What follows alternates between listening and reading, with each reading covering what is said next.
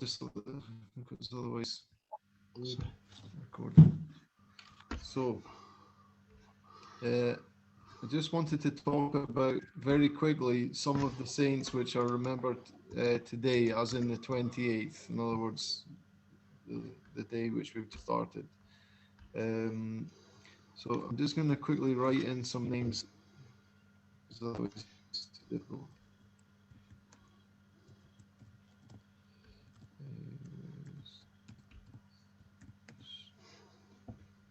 So I'm just going to mention something very small about each life of the saints which are from today. These aren't British saints; these are saints from all over, basically. But all of them have interesting life stories. But just for the sake of keeping it short, I was going to mention one small thing from each life. So the first one, you can see there are three martyrs which are remembered today. Of course, there are more than three, but three ones which are highlighted, let's say. So the first one is martyr Julian, and he's called Julian of Dalmatia, which is in modern day Croatia. That's where he was from. So he was in the 2nd century. In fact, all three of these martyrs, I believe, are in the 2nd century, Secul Doi. So he came from Dalmatia, Martyr Julian, and he traveled to a place called Campania in Italy. This is during the reign of the Emperor Antoninus Pius, who was a persecutor of Christians, as most of the emperors were in that period. And anyway, he willingly gave himself, when he was identified as a Christian, he willingly gave himself over to the soldiers and said, yes, I'm a Christian. You know. And so anyway, he was tortured, some horrible tortures. You don't need to know the details, but at one point he was tied to a tree. And this is the little story I want to tell you about him. He was tied to a tree and very severely beaten, but a large crowd came to watch this torture. And he gave a speech to the crowd, which was apparently he was very good with talking with words. And he gave a speech to the crowd that was watching him being tortured. And he said this, he said, listen, accursed ones, in other words, those who are doomed. He said, don't trust your gods, which you've made with your own hands, he said, but rather trust the God who from nothing at all created heaven and the earth. And he said many other things. And his speech was so powerful that 30 people in the crowd became Christians as a result of his speech. Anyway, eventually he was beheaded and martyred. The next two martyrs there, Acacius and Eostathias, they are linked. They were both from a place called Apamia. I don't know if they were martyred at exactly the same moment, but I believe it's the same period because they're today, you know, both of them. There was a governor of this region called Terrence, which is a popular name in Britain today. Terry is short for Terrence. Governor Terrence was again a persecutor of Christians, and the nice story from Acacius was one of the tortures they gave him was to put him in an oven, which was a common torture, unfortunately, for Christians at the time. And he survived this torture. And the governor, Terrence, was so disturbed by this that he went to the oven to see, you know, what's its malfunctioning, and he was badly burned because he did this. Anyway, Acacius also was, I believe he was also beheaded not long after this. And then the third martyr there is Eostathias. He was also tortured, and he was bound up, you know, like in fetters, we say in English. So he was bound up with rope, and he was put in a wooden box and put out in a river called the Sangara River, I think it's called. And this was supposed to be his death, you know, but the box was washed up on another shore, and he was discovered in the box singing the 90th Psalm. That's the one which is Cel Locuiește în ajutorul celui preînalt. That's how it begins. It's a kind of one of the famous Psalms. And he was singing this as he was discovered. And the governor was apparently so ashamed of this event that he hadn't killed him, that the governor committed suicide because he was so ashamed that he didn't succeed in killing him. And anyway, he was eventually, he lost his life also. Two other saints to tell you about today very quickly. One is Paul of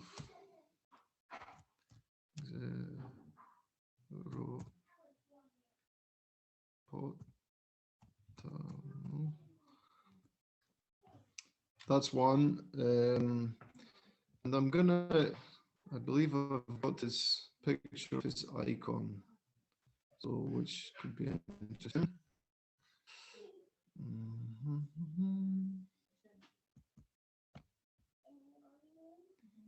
Copy. So very slow.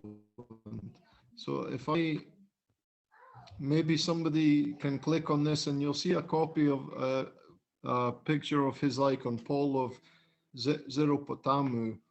Zerupatamu, some of you will know, is one of the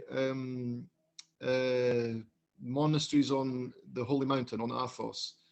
And he had a very interesting life, this Saint Paul of Zerupatamu. So he's credited really with founding the monastery of Zerupatamu, but his life has a bigger story than that. So he was the son actually of the emperor, the emperor of Byzantium, whose name was Michael, very complicated second name, Michael Keristogones or something like this. He was emperor only for 2 years in 811. And he was the son of this emperor, and his father gave up being emperor actually to become a monk as well, incidentally. Anyway, he traveled to the Holy Mountain, and although he was this very famous person, the son of the emperor, he hid himself in Pustiu. He built a kilia, a cell, in a place where there was a deserted monastery, which had been dedicated to the 40 martyrs of Sebast, but it was completely deserted and ruined. And he built this cell. Eventually, he became a monk, and he became very famous for his asceticism. And slowly, a community gathered around him. The next emperor, 2 emperors later, there was an emperor, I forget his name, who discovered about him and knew of his new life as a monk, and invited him back to Constantinople to see him, and made a great kind of party to invite him home, you know, to the royal family, let's say. And when he came back, he came in rags, just in nothing, you know, and he was carrying a big cross, you know, and he walked into the royal palace like this. But the emperor at the time was incredibly impressed by him, his holy life, and he refused all gifts, all riches and everything, and his only desire, St. Paul, was to return to the Holy Mountain. And the emperor was saying, look, I'll do anything. What can I give you? And he said, well, the only thing I'd like is if you can help me to restore this monastery where I've built my kilia, you know. And so he gave him all the money to restore this monastery, which now is known as, it's very hard to pronounce, Zerupatamu monastery. It's one of the, I read today it's ranked as 8th. They have a ranking system, the monasteries in the Holy Mountain. It's the 8th one, but in fact there are very few brothers at this monastery, I think 20 or 30. So it's not so one of the popular ones, let's say, but it's an important one. So he constructed this monastery on the site of an old one, which is still there today, Zerupatamu. And what's also interesting is the emperor also gave him a very large piece of the true cross. I don't know how you say it in Romanian, but a very large piece. And in fact, this is in the altar of Zerupatamu monastery today. And it's the biggest piece of the true cross which is known anywhere in the world. The largest piece which is known of. It's in the altar. So this is he had an interesting life, I think. Now, final one, last one for today. I'm sorry, but I couldn't resist this one because I already knew a little bit about her.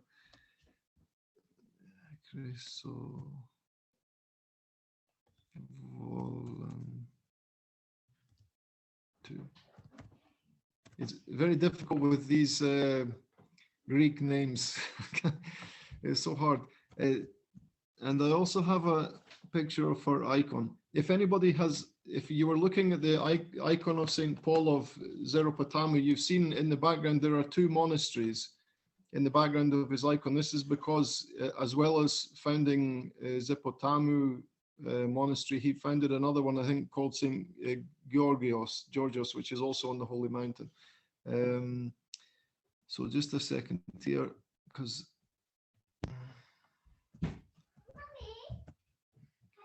copy.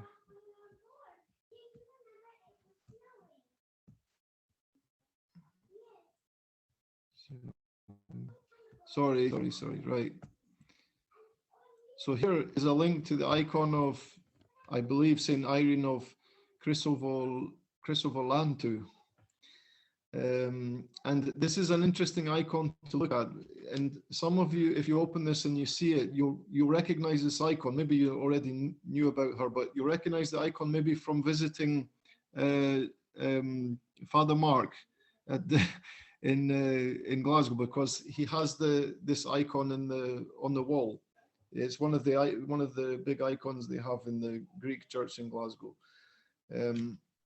And you can see in her icon. So anyway, she was quite a famous person. She came from small royalty, and the way that she was originally destined to be married, but actually on the way to her arranged marriage, she went to take the blessing of a saint.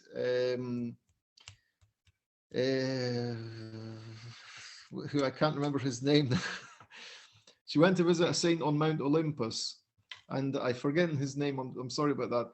And he told her, he said, no, you need to go to this monastery of Chrysovolantou. He said, this is where your life will be. And she obeyed him. And in fact, when she found, it didn't cause any upset about the arranged marriage, because when she arrived in Constantinople,